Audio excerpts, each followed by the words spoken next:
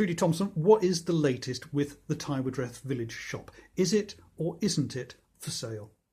It's not up for sale. That's when it. When did it come off the market? Earlier last week. What was the reaction of the estate agents? The estate agents want to keep it on the market, and like all estate agents want a sale. So, well, you're the boss, you can tell them what to do. Why did you put it on the market? One thing is, we do want to find other people to come in and take on the shop, and it is a really good opportunity. And if we are scared to say that we want people to come on board, I think one of the quickest ways to do that is put it on the market and see what reaction there is. But the other reason I've done it is also because I've kept being pushed by a group who are quite determined to make some detrimental effect on this business. And really my feeling is, if we put it on the market, if they want to take it on themselves, prove it, get on with it. This shop's available, it's not being held by us. If they want to take it on, fine. But personally, I feel as though putting it on the market was probably one of the quickest ways to show that. With hindsight now, though, Monday the 21st of May, do you think it was a mistake to put it on the market? No, because it's achieved two things. One, it's actually lifted up a rock, and all of the creatures that were possibly hiding under a rock, sorry to call them creatures, but unfortunately it's like hidden shadow behaviour.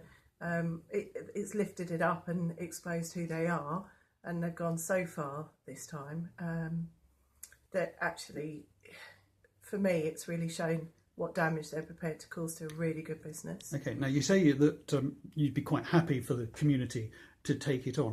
What's your answer to those people who would say, well, hang on, the community's already put up the money to buy it? Which is true, isn't it? The community did raise the money for it. So, well, we raised the money for it, and we raised the money for our business to do it, because what it comes down to is responsibility. Who is actually physically going to oversee and run this business and keep it going? So we felt certain, which I don't think there's any doubt whatsoever about this. This is now a very, very sustainable little business that is ripe for someone else to take on. And if I'd like to add that one of the other reasons for putting it on the market was to really show that actually we're not holding on to this place. If people want to come forward and they're interested, they will. And I will say that against all of the negative chatter that's gone on, some people have come forward that are, I would say, I'm absolutely delighted that they can see past some of this negativity, and actually they're very interested in taking on the shop, and we're going to let them come in and actually have a go at being in this shop for a bit. Well, that brings me on to the other general point I really want to explore. When you say that you raised the money, the money was raised with pledges from the community. Yeah. What exactly is a pledge? A loan. It's a loan? Yeah. So people have lent you money? Yeah. They have individually lent the company money. So they haven't bought shares? No. But the prospectus that you put out a couple of years ago did say that after 2 years, those loans could be converted to shares in the company. Yep, we've given everyone the option. Right, so it's an option to convert to a share. Anyone it's nothing automatic about it. No. But after 2 years, they get their loan back. Absolutely. But what they would be given the opportunity of doing is investing in our company and what we're doing next. So actually, I've been quite clear on this, that actually if people genuinely want ownership, our funders or anyone else, if they want a community shop, the freehold needs to be owned by the community, individual community group. So as far as we're concerned, we've said to our funders many times, these are the options. Do you want to do this? We've gauged people's response. We've done it in a gentle way first, saying, what would you think of if we did this? You know, would you be interested in owning it yourselves? Because if we step back from it, basically, we want you to be able to long-term own it. But the reality is we've always set this up as a proper business. So it is a proper business, as it always has been. Normal limited company. It's been run that way for 50 years before us. I don't doubt the people that take it on from us will be a limited company. Do you think that there was perhaps room for confusion, though? I mean, the word community has been used a lot. Indeed, you're still using it in your promotional material in the shop. Yeah. People may have thought that they were buying into a community interest company, a community benefit society, some kind of cooperative. No, very clearly, everything we've done is actually deliberately the opposite. All right. We so people have made you personal loans at a rate of interest of 6%. Now that's actually very generous. Wouldn't it not have been easier for you to have just gone to a building society or a bank and got a straightforward commercial loan at less than 6%? We wouldn't have got a commercial loan at less than 6%. In fact, even now, to get a loan right now, we'd be looking at about 7%. You know, that is the rate we'd be offered, because we're a small business. Effectively, we started from fresh. We're a limited company, so it's based on track record. We've only just posted a full year's accounts of trading. So really, this is the position. Right. 2 years. You're nevertheless suggesting now, though, that you could get a mortgage, which will allow you to repay all of your pledges. Yep. So that's also always been in the plan. So right from the beginning, and to be very clear about this, the shop is just an asset that we have taken responsibility for not letting it die. That's it. And as a business, it completely fits with the purpose, social, personal interests that Josh and I have, in that we're people, we're not high-powered business people, we're ordinary people that have always been the sort of people that has just got off our backsides and done something. What's unusual about the way that you finance this with pledges is that there's no obvious asset lock on the premises. No, and we've been very clear about that as well, right from the beginning. So basically, it's all on trust. No, not at all, because right from the beginning we've said, look, we are never going to borrow more than we can afford to repay, and that's really simple. And this business, having just gone on the market for 420,000, we bought it for 300,000. We're selling the business in that respect, and that's what it's been valued at, because we made a profit even in our first year of trading. So the reality is, we've got this great little business that has done nothing wrong. It doesn't need to be asset locked, because it needs to be free to be a proper business. Because if the community doesn't take it on, and they're free to register it as a community asset, no one's ever done that. You know, this is right from the beginning. We've said to people, if you want to own it, own it. We don't want any possession over it. We feel as though, for us, the benefit is we'll learn from doing this, and it fits really nicely with our whole ethos of what we basically stand for, is that we share what we do. Well, one way that the community could own it, I suppose, is through taking a charge on the property, and you said you would have no objection no objection. So any of the people that you owe money to, you will be happy for them to have a charge on the shop. I've had no contact from any of our funders wishing such a thing. In fact, it would seem to be, to me, regardless of being a business person, actually as an individual that lives in this village, having known what it was like when I lived here 4 years ago, that people were worried then they were going to lose their shop when the owners retired. Now there's been this big drama created that actually doesn't exist in the village. People know this shop is good enough to exist in its own right, and we're not going anywhere, and we'll enable that transition to another person. But if the community want an asset lock business, get on with it. They don't. What they want is a proper shop. So I'm not holding on to the asset. I'm happy to let it go.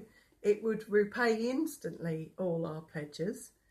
But reality is, we're doing more long term than just this shop. You can see why, though, some people would have been concerned when the shop went on the market, that they would think, hang on, if the shop's for sale, anybody could buy it, they could turn it into a house or something like that. Yeah.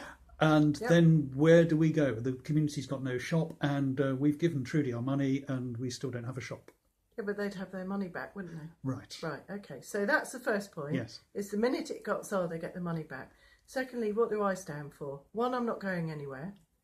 I could move from this village and still be connected, because I'm never going to be, having done this, I'm never going to be in a forgetting it or walking away from it. It's part of my life. It's a major thing to have done. So my big thing going forward is this shop is so important to the village. The most important thing any of the village could do is promote goodwill, and what it really stands for is a good business. Why be on the internet running it down, panicking, saying, oh, it's going to be sold and money's at risk? The money is at less risk if they stop doing it than if anything we've done, anything at all. Would it not be in your interests actively to place a charge on the property to secure those loans? I don't mind doing that at all. Well, I wouldn't why have not? minded. Here we are, 21st of May. Well, because Why not say that you've got the names and addresses of all your outstanding pledges? Yeah. Why not give them a charge on the property to the value of their pledges plus They could 6%, and say there They you could go. do. In February, Well, why not say let's get that done by the 1st of June? we'd be happy to do it. But in February, we had already secured and raised a mortgage. So there's no problem with that. The thing with us securing a mortgage and taking it on is the terms of the mortgage will be we carry on trading as a business, as a retailer. And Sorry, Josh and can I just clarify that? So you've been offered a mortgage, but, Yeah. but is there a mortgage on the property at the moment? No. Right. So it's simply the offer of one. So literally, we have been through the process. We have secured a mortgage. We could easily repay all our funders back with that mortgage, and we'd be carry on trading as a business, as a retailer. What we'd rather do is, yes, we've made sure that we got it and we secured it. What we want to do is make sure this shop has longevity. So our priority is either our staff here taking this shop on long term, or other people coming in, leasing it, buying it, whatever they did. Our priority is the right people take it forward.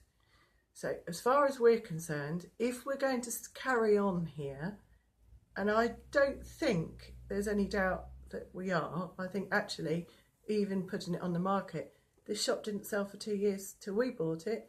Who's to say with all this trouble going on it could take another 2 years?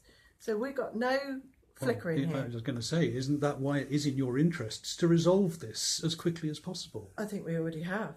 I think actually the reality is that having not heard back from one single funder, and also having announced a meeting which we very happy to do, very looking forward to.